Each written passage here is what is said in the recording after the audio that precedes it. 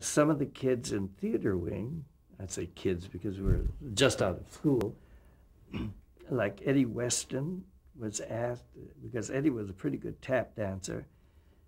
Eddie was asked, and Eddie asked me, and we got a group of about 4 or 5 guys who were in the tap class to go down to a Sam Wanamaker building in New York because they were going to do a television test, but they wanted moving objects. So they thought, well, the dancers are moving objects. And we got down there and they said, you can have this much room, and there was a big camera in front of us. We had never seen it. It looked like a washing machine.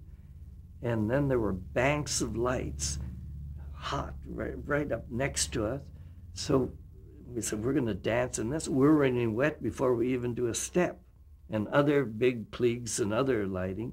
And they said, don't go any farther from this area to that area. It was so hot. I tell you, this test had to be, we were testing television in black and white, and we were moving images taken by this camera, and we thought it'll never work. I mean, performers can't stand this heat. And that was our first experience with television. And when we got back to tell everybody, oh, if you hear about television, forget it. It's so hot you can't stand it. Oh, they roll banks of lights next to you, so forget dancing on television. And think of what happened to it. Well, actually, yeah, in the infancy, pretty much, you did become involved with television. Tell me about how you got your first job. Well, we had done the test, so I was really not that interested about television. All I could feel were those hot lights.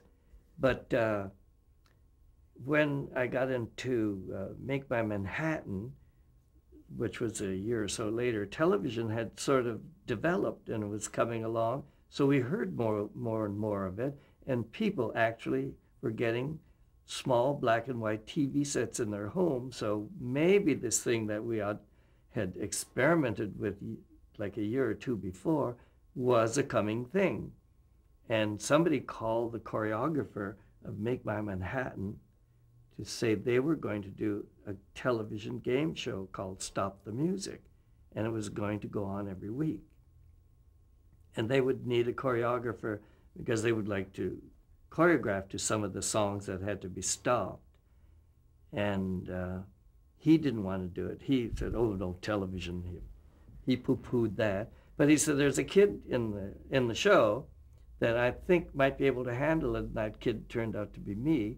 And he said, would you go up to Steinway Hall, which turns out to be a very famous rehearsal hall for all of us, and meet with a Mitzi Mayfair and a Charlie Henderson, who are going to produce this show. And I went up to Steinway Hall and introduced myself, and I thought, they want to audition a choreographer. How do you audition a choreographer? What does he do?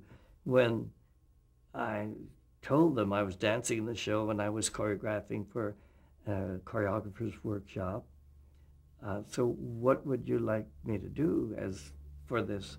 And they described the show, and then they said, well, what would you do to this song? And the pianist was there and played, I think it was something like Funicula or something. It turned out to be an Italian tarantella. Well, it's right up, I know that. So I said, well, I would do this, and I went into an Italian tarantella. They said, great, you have the job. And that's how I got into television. And I was dancing in Make My Manhattan in the evening, and I was choreographing like 5 short dance numbers in the daytime for Stop the Music. So Stop the Music would go on the air at 8 o'clock on television at night, but I had to be at the theater at 8 o'clock, so I never saw the show.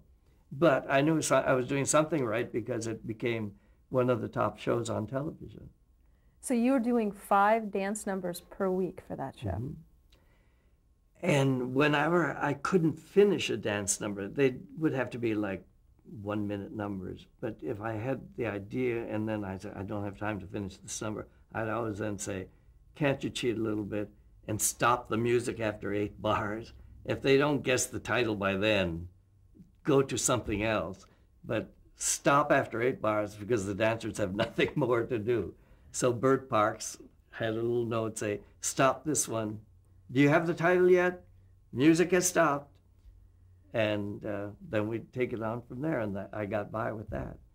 But because of that, doing so many different ideas each week spawned my next job.